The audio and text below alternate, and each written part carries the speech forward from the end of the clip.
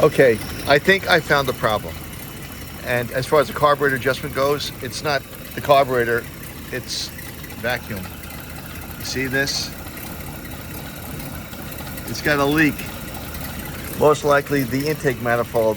I'll see if I can retighten it, but we have a backup manifold, Bill. But that's why I can't get a good idle out of this thing. That's the reason. That's probably why it's even running rough. All right, so we'll see what happens.